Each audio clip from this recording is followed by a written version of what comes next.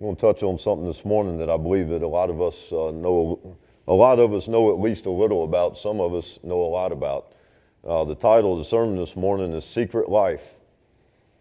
Secret life, and it's not, about the pets and what they do after we leave.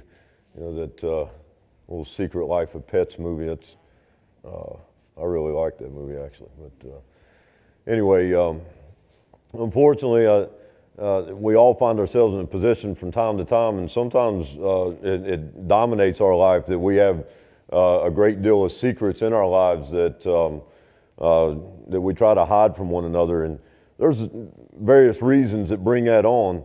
But if I ask the question this morning, please don't raise your hand. All right, that's not what I'm looking for. But if I ask the question, how many of us right now, this very minute, are sitting in church with a secret that we're keeping from our loved ones?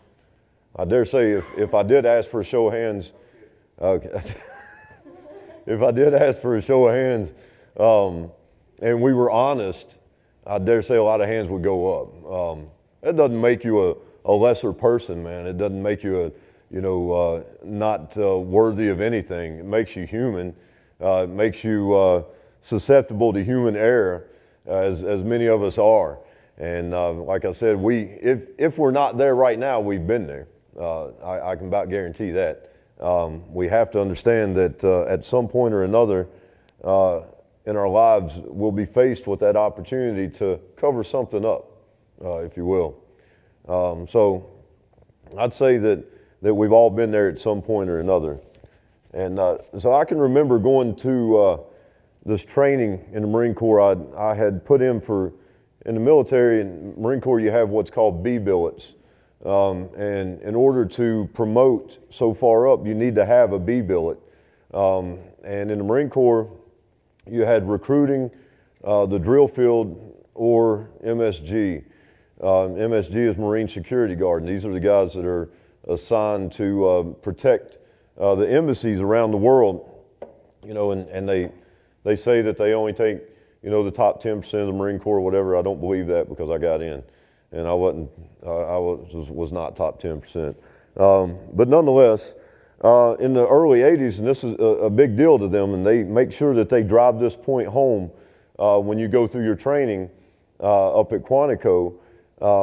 In the early 80s, there was a highly regarded sergeant from this division, and he was thought so well of that he was permitted to be a part of the attachment that helped protect President Reagan when he came over to Russia. But nonetheless, he was stationed in Moscow, and he was an MSG there, and so obviously during the early 80s, Moscow was a not necessarily a great place to be, I guess, as an American, but it was actually a sought after embassy for MSGs to go to, because you pretty well had to be, on your game, kind of top-notch kind of guys to be there.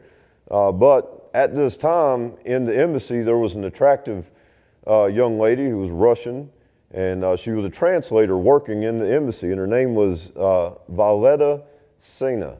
And so Sergeant Longtree, his name was Sergeant Clayton Longtree.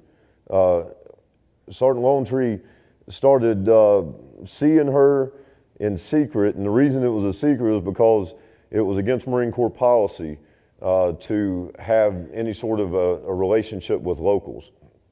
So he secretly started dating her, if you will, and as it turns out, she was an agent with the KGB, and she was put in place to spy on the embassy. Well, that position ended up flourishing for her because she ends up in a relationship with Sergeant Longtree, and so she somewhat seduced him and ended up convincing him to sell the Russians names of undercover CIA agents that were infiltrating the KGB and other Russian agencies, and the floor plans of the U.S. Embassy in Moscow. So that was kind of, he got pulled into that. And later in 1987, he ended up confessing all this and being convicted, sentenced to 30 years in military prison. If you read the whole story, you know that that actually ended up getting reduced, and I think he ultimately served like 9 years. But now, believe it or not, he's an expert witness in espionage, and so, I mean, it's come around. But nonetheless, he had this secret life. He had this secret life outside of the life that everybody saw. And that secret life led him down a pretty bad path. And we're going to look at somebody today in just a minute that had a secret life. But before we go into that, I heard this little joke one time that kind of goes with this. And it was about 3 preachers out on a fishing trip. And there was a Methodist preacher, a Pentecostal preacher, and a Baptist preacher. And the Methodist preacher says, "Hey guys, since we're out here and we're not really catching anything, it's kind of boring, why don't we pass the time by sharing our secret sins?" You know, and well, Pentecostal looked and he's like, "I don't know if that's a good idea." He's like, "No, it's okay, it's okay. Nobody's out here, it's just us 3 on the water. You know, we're men, no, we're preachers, but we're human too, so let's just share our secret sins." So they looked at him and was like, "All right, well, it's your idea, you go first." So he said, "Okay, guys, I know you're going to find this hard to believe, but every Friday night, I go the next town over and go to the bar and I get smashed every Friday night." And they're like, "Preacher, you know?" Well, there was silence there for a while. And the next one, the Pentecostal preacher says, "Well, I'm going to be honest with you."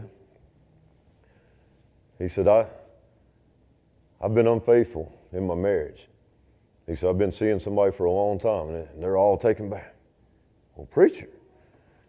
Well, then they go for a little while longer, and the Baptist ain't saying anything. Matter of fact, he just starts fishing, not catching anything. He's like, "All right, man, we've spilled our guts. It's your turn to spill your guts." He said, "Well, I guess fair is fair." He said, "You got me." Okay, he said, "My sin is, I'm a gossiper." And he said, "I can't wait to get back to town and tell everybody what y'all just said." So those secrets will come out one way or another a lot of times. So anyway, if you got your Bible there, if you in the book of John, chapter 12, I'm going to start reading with verse 1. John chapter 12, verse 1. Found your place, say God is good. Found your place, say God is good. Oh man, y'all are struggling this one. We're going to try it one more time. If you found your place, say God is good. All the time. God is good. I mean, we came for real. God is good. Yeah, I'm buying that one. Okay, there we go. John 12.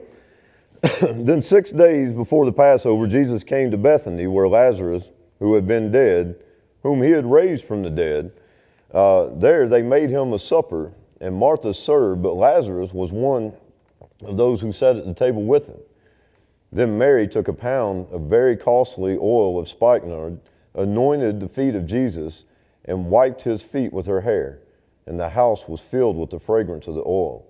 But one of his disciples, Judas Iscariot, Simon's son, who would betray him, said, "Why was this fragrant oil not sold for 300 denarii and given to the poor?" This he said not that he cared for the poor, but because he was a thief, and he had the money box, and he used to take what was put in it. So, here's the thing. If you know the story of Judas, and I'm not going to jump too far ahead, but if you know the story of Judas, you know that Judas had a secret life. He had a secret life, and it ended up costing him dearly, okay? Now here's the thing, is the exact place that Judas came from is not really known. It's believed that he came from Judea, and that all has to do with how they tie your, back then, how they would tie your name into your family and where you were from. If that's accurate, then he would be the only disciple that was not from Galilee, okay? And you may think, well, there's no significance in that, but there is. Typically, and we've talked about this before, about your comfort zone and how your comfort with certain people is more than it is with other people. Well, I teach cultural diversity classes in law enforcement in Southwest Virginia, and one of the things that I use, and I have in both of the classes that I've written, I haven't taken it out, and I'm not taking it out for the next one I'm writing, is in-group bias and out-group bias. We feel more comfortable with people who are in our in-group. Right now at CenterPointe Church, we're an in-group, okay? We feel more comfortable here than we do maybe with people from another church. And you see this a lot in churches, and that's why you see churches that split and break and go and all this stuff, and you got all this denominational stuff where people feel so close because they are from the same denomination. I don't care. If you love Jesus, I don't care what denomination you stick yourself with. That's really just kind of where I stand with it. But the thing is this, all these guys were from Galilee except Judas. So they had an in-group because of their culture and their belief system and the way they did things in Galilee. And now he's from Judea, and so he's kind of the outcast. So they have an in-group bias with one another and an out-group bias with him, because the in-group bias says that my group, I tend to believe them more than I do the other group because I'm more familiar with them and I know them better. The out-group bias tends to say they're wrong. That's just kind of the way it is. So I only bring that up to say that he's around 11 Galileans, and he is from Judea and maybe doesn't mesh as well as the others do together. So it was a little easier for him to separate himself from them, I guess. But what we do know for certain is that he was definitely in Israel around 30 A.D. When Jesus' ministry started, because Jesus made him one of the 12 disciples. We don't really know his background that well, or as well as we do some of the other disciples. So a lot of what we go off of is speculation. But now there's theologians and historians who would argue that point and think that they know, or state that they know more in there than they do. I question some of what they know because they contradict each other and they butt heads with each other on it. But here's the thing. Even though we don't know a whole lot about his background, and maybe the other disciples didn't either, you better believe that Jesus knew everything about Judas when he called him to be one of the 12. There was no mistake. He didn't put somebody in there by accident that he shouldn't have put in there. So even though Jesus knew Judas would betray him, he made Judas the treasurer, the one that handled the money that came in to further this ministry. Okay? Now, if you're not completely familiar with what I'm saying, I'm sure most of us are, but some of you may not be. Judas Iscariot is the man who betrayed Jesus when he was out in the garden. He led the soldiers from the chief priest out to the wilderness to gather up Jesus and to bring him in and to stand trial. Okay, he was one of the 12 disciples, but he betrayed Jesus by doing this. Pretty much sold him out, if you will.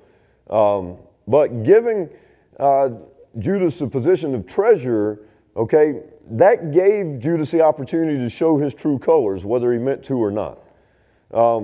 And here's the sad truth to what boils down to money. Money is oftentimes the most reliable revealer of someone's character. Oftentimes it is. I know people that I'm close with their families that have made mistakes with money. We had a treasurer at my home church that embezzled a large amount of money from us and her employer and ended up almost sunk our church. But she ended up in trouble over that. And, and I don't say that ugly about her. I love the woman today and her husband, but she made a terrible mistake or choices. And then, another friend that I know, his daughter-in-law was over a little league, and she embezzled a lot of money and she got in trouble for that. So money sometimes is what makes us reveal our true character. 1 Timothy 6:10 says that the love of money is the root of all kinds of evil, right? It brings us to a place where we're not normally going to be, I guess, deceitful or whatever. Money sometimes will make you be deceitful. I know Brother Eric went through some stuff, with his church, and so now they have a system up there where there's got to be like X amount of people that handle the money and all this stuff, and all at the same time type thing. And nobody's left alone with it, and it's sad that it comes to that. But sometimes that's where money will take you. But I've come to find this in my life that if you can't trust somebody with money, those are the same people that you can't trust anywhere else in your life. And I know that probably sounds a little shallow because you say, well, it's just money. No, it's not. If there's a seed of deceit in a person, then it's going to be revealed in that aspect, okay? And so Judas was obviously somewhat stricken with the sin of greed. All right? Greed took over him, and it led him to be a deceiver and a thief. And these aren't, speculations. These are words that are written in the gospel. But like so many of us, Judas didn't have anyone that he let into his secret life. And that's significant. Because our nature tends to be one of pride and self-image, okay? That's where we tend to find ourselves a lot of times, okay? And it keeps us from being real with people. It keeps us from allowing somebody to have access to those parts of our life that they need to have, or that we need somebody to have, okay? I mean, that's important. It's hard for us to live a life without somebody that we can be 100% transparent to. We need to have that person in our lives. It's not always our husband or wife either. We need to have somebody in our lives that we can be 100% transparent to, though, that will call you out. I got news for you guys. If we don't allow somebody to have access to our secret parts of our lives, there's bound to be trouble that's going to come. Bound to be. And I can use this example, and I use it with somewhat of a broken heart. But y'all know how much we prayed for Brandy here. Those of you that have been around for a while, Brandy, if you haven't been here, is my wife's little cousin. It's more like a niece, but nonetheless, family had a part in raising her. And Brandy struggled with addiction for years and years, and is in and out of jail and things. And she went through the Teen Challenge rehabilitation up in West Virginia. It's a faith-based rehab, and she did great. And she graduated and completed it and was home, and had a network around her of people who were, very much in support of her, and wanted to give her every opportunity to succeed that we could. And then all of a sudden, she kind of fell off, like we didn't hear from her. And of course, when you start not hearing, you start getting uneasy. And we hadn't heard anything for a while. And I mean, she would randomly send my mother-in-law a text or something, but nothing really of any significance. And then, unfortunately, I got a text with her picture showing that she had been picked up and charged with drugs again. And she looked awful in that picture when she had looked so good before. But here's the thing. She didn't allow anybody to be close to her and see that secret life. She was giving us one thing and living another thing. Not that she owed us anything, but she owed herself more than that. It's kind of the way that we see it. But when I tell you about this secret life and how it can cause trouble in your life, unfortunately, I once again can draw from my own experiences to speak about it. Okay? There was a time that I kept everybody out of my comings and goings. I didn't tell anybody about my life, and it wasn't necessarily that I was trying to be secretive. It was just that I was at a point in my life where I shut everybody out. There was a lot going on, and it was hard on me, and I didn't want to allow people into that, including my wife, who was probably the best supporter I've ever had. The result was a mess that almost cost me my marriage and everything that was precious to me. because I allowed myself to be confiding in people I shouldn't have been confiding in, and developing relationships that I shouldn't have been developing. It's plain and simple. And the result of it was my wife feeling that I had deceived her and shut her out and was putting more into somebody else than I was her. And it caused a great deal of problems with trust and a whole lot of other things. But the point is that I was not allowing anybody to have access to the things that were going on in my life outside of what everybody else could see. And that's a dangerous place to be. Dangerous place to be. So, here's the thing. That resulting mess had another result. And that result was that I found someone that I could be open with and honest with about everything. And I mean everything, right down to the most intimate detail of everything. That I knew would hold me accountable. That I knew would be like, that's wrong, to the point of saying that's stupid, to the point of saying if you don't tell such and such, I'm going to tell them for you. That kind of accountability. I probably don't even have to tell most of y'all who that is, but if you don't know, it's Eric Ramey, who's very close to me and a dear friend to me, who has been given the freedom in my life to speak openly. He and I have had disagreements on things. He's gotten on me about the way I raised Bryson before. You're doing this and you're doing this. You need to be doing this. And most people, I'm going to be pretty offended at that. But it's okay for him because that's what he is in my life. He's that person that holds me accountable when he sees things. When I get mad at my wife over something or whatever, and I call him and I'm talking to him about it, and he's like, brother, you're being stupid. Well, that's not why I called you, man. You're supposed to understand and say what. No, he's not. He holds me accountable. He'll tell me if something's petty.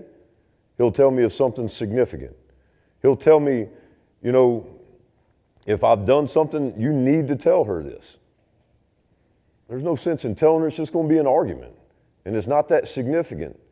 Oh, but it is. But it is. And if you don't tell her, I'm going to. He's told me that you don't know how many times. If you don't tell her, I'm calling her when we hang up and telling her myself. You need somebody that's going to be willing to hold you accountable like that. When you've got somebody in your life that loves you enough to hold you accountable like that, he's not being a jerk. You know what? He loves me and my family enough that he don't want to see something come in and crumble us from the foundation. Because that very thing will happen if you're not careful. Let's look back again at Judas and see where an accountability partner may have helped him. Okay, so after the incident with Mary washing his feet, washing Jesus' feet with the spikenard, Judas apparently had reached a point to where he had had enough. His greed had overtaken him to the point that he said, you know what, I can't make sense of this. And again, the Bible points out that he said that this could have been sold for 300 denarii and given to the poor. The Bible points out he didn't care about the poor.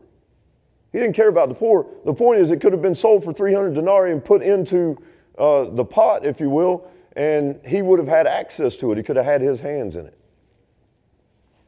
So in Matthew 26, 14 through 16, it said, excuse me, I all of a sudden had a voice crack there.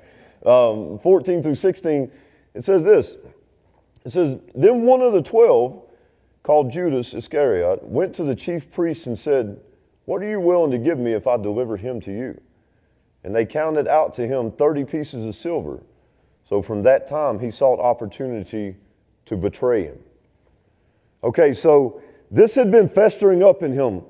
He had been deceitful and he had been stealing this money and living this life outside of, because here's the thing, he was tasked with taking that money and going and making the purchases ahead of things that they were doing. So he spent a lot of time alone, making purchases, carrying the purse and doing these things. There was nobody there to hold him accountable. And he didn't seek after anybody to hold him accountable. He did not have that person in his life that was going to love him enough and come to him and say, Judas, this is wrong and you need to be honest about it. I know multiple people who have reached that point in their life where they realized that what they were doing was wrong, whether it be through an accountability partner or whether it be that God finally just touched their heart and said, you can't do this anymore. And they have gone to the person or persons that they were wronging, and they've been straight up and honest with it. And usually through that, while there's hurt and while there's pain that's involved, there's also that thing inside of that person that says, you know what? He or she came and told me this. They came and told me this so we can get through this one way or another.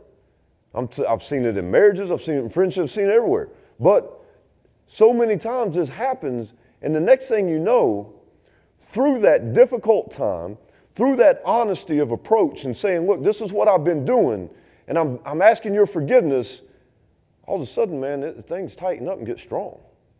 Get strong, especially when they turn to God and let Him solidify it. But how much of that could have been avoided in our lives if we simply would have had that accountability partner? And there's times when you have an accountability partner that they will point something out to you, and for whatever reason, your stubborn self will not listen. Hopefully they love you enough to keep harping on it and be willing to take your wrath at the point that they're going to continue until you see exactly what they're saying. Not that they're always right, but an outside perspective oftentimes helps us, okay? So now, we see at this point that Judas has gone and said, you know what? What will you give me if I bring him to you, if I turn him into you? And they say 30 pieces of silver. So now we see that Judas's greed and deceit have come to light. It's come to light. He is selling Jesus out to the chief priests, and no one knows what he's doing during his secret time. Nobody. Because he doesn't have anybody he confides in. He doesn't have anybody that knows him well enough to say, look, I can tell you're up to no good. If Judas had a close relationship with one of the other disciples, he may have been called out before it got to this.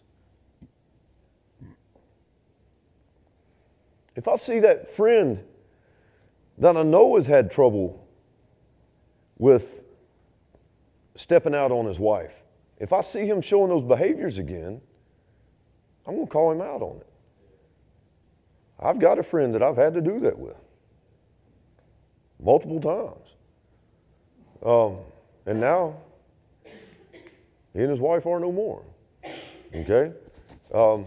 But, guys, you've got to have somebody who's willing. If I've got a friend who has struggled with addiction, like Brandy, okay? Brandy wouldn't talk to me during this time because she knew that I was going to call her out on it. She wouldn't talk to my wife because she knew my wife would call her out on it. Okay, that's the other side of this. Having somebody who's accountable, okay, means that you allow them into your secret parts. Listen, I'm an open book anymore because I've come to find that transparency is so much easier. So much easier. My wife has a password, passcode, whatever, to everything that I have. My emails, my phone, my whatever. I have nothing. Nothing that I won't show. I've got nothing I won't show you. I don't care. People guard their bank accounts. I don't care. You want to see my bank account? I'll show it to you. I mean, what difference does it make, right? I don't care. The transparency in my life, I've reached the point that I have Eric that I thank God for, but I'm telling you, I will be transparent with any of you. And mostly with my wife. She can see it all. I'm not hiding anything from, I don't hide anything from him. Nothing. A lot of people, you know, in parenting, they'll try to go, like if I'm talking to his teachers or whatever, I ain't hiding that from him. I'm going to tell him. Or I'll talk to him right in front of him. I don't care. It's not that I'm trying to be mean or that I'm doing this, that, the other. I'm just telling you, transparency in life is so much better and so much easier. Judas needed that person in his life. He needed it. Somebody. Okay? Now granted, in this situation, we know that God designated Judas to be the one that set all of this in motion, right? But I need you to look at my point on this. Okay? So many marriages are destroyed because we don't give our spouse access to our secret life. So many friendships, careers, ministries, relationships with kids and parents are torn apart by secrets, destroyed. We need to get rid of the secrets in our lives and be more open and allow people to see what's going on in our lives. Okay? But here's the thing. So Psalm 98 says, you spread out our sins before you, our secret sins, and you see them all. Of course, he's talking to God. He's talking to God. And then you go in Hebrews 4:13. It says, nothing in all creation is hidden from God. Everything is naked and exposed before his eyes, and he is the one to whom we are accountable. So for every secret that you think you're keeping from somebody, you're not keeping it from God. He sees everything. He knows everything there is about you. He knows your transparency. He knows your secrets. He knows it all. And we may keep those secrets from each other, but I'm telling you, we'll never keep them from him. God is the ultimate accountability partner. How much time are you spending with him? It goes down to that again. I don't know. I sound like a broken record a lot of times when I'm asking you about how much time you're spending with God in his word, in prayer. How many times in prayer do you shut up and listen for him? Some of us like to talk, myself included. Bryson reminds me of it every Sunday. Why do you talk so much after church? You know, but that just is what it is, okay? Some of us like to talk. But I'm telling you, when it comes time to spend talking to God, you need to reach that point to where you be quiet and listen. We have all kinds of requests and petitions. We bring all kinds of things. We lay them at his feet, but we never really listen to hear what he's saying in return. That small, still voice, it speaks to your heart. Some things are very revealing. After you have prayer, it's, you know, when you're earnest in your prayer and you be quiet and you listen, you're just like, okay, God, please just show me, just show me, just show me, just show me. Let me see it. Show me something. Okay? Chances are, when you leave here, it won't be long that you're going to see it in one form or another. But if you're not asking him, if you're not listening for it, okay, you may not recognize it. So he's the ultimate accountability partner. We have to know that the things that we do in secret, guys, one day they're going to have an open consequence. They will have an open consequence. I told you, the things that I was doing in secret almost cost me everything precious to me. My marriage, my relationship with my kids, everything. Just because it started out with me confiding in somebody outside of my wife about a very trying time. My wife, and I don't care to tell you, it's when my mother was fighting cancer and was sick, and just things were tough, and I was using all kinds of excuses, but I was confiding outside of my marriage, okay? So I ended up having a friendship and confiding in somebody that I shouldn't have been confiding in over my wife. And I'll tell you, I'm transparent about it. And that's it. I didn't have an affair, so to speak, but I had an emotional affair. I stepped outside of confiding in my wife and was confiding in another woman, you know? And that caused a great deal of pain. And guess what? It came to light. It came to light. Luke 8:17 says, for all that is secret will eventually be brought into the open, and everything that is concealed will be brought to light and made known to all. Guys, it's right there. God tells us, he lets us know in his word the things that will happen. So I want to encourage you today to find somebody to confide in, man. Find somebody that you know will hold you accountable, all right? Someone that you can trust. Not like a partner in crime type trust, somebody that's going to help you further your wrongs or whatever. More like a partner in truth, okay?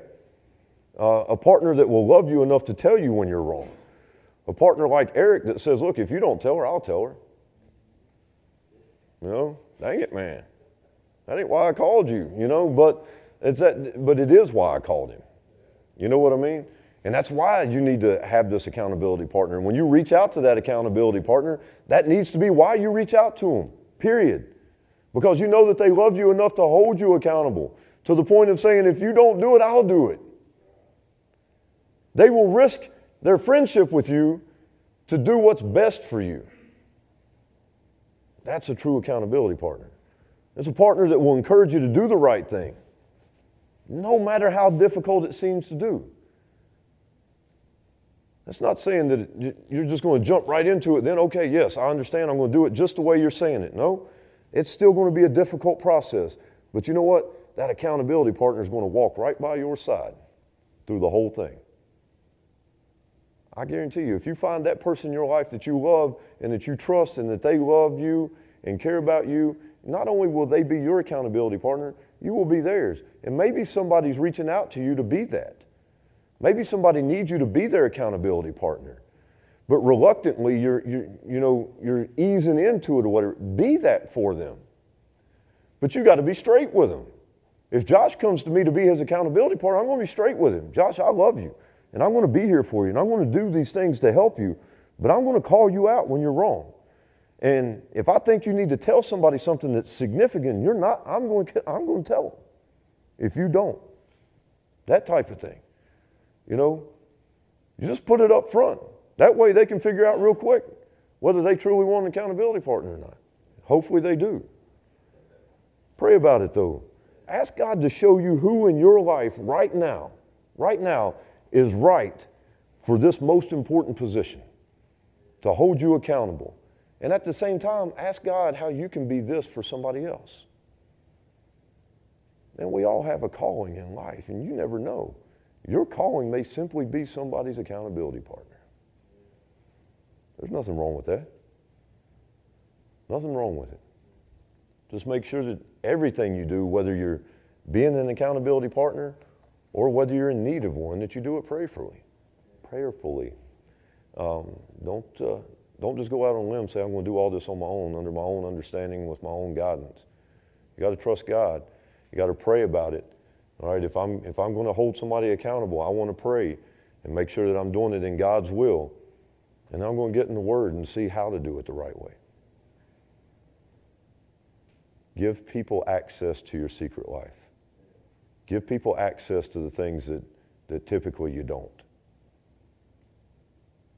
It's important. Very important. Bow your head and close your eyes.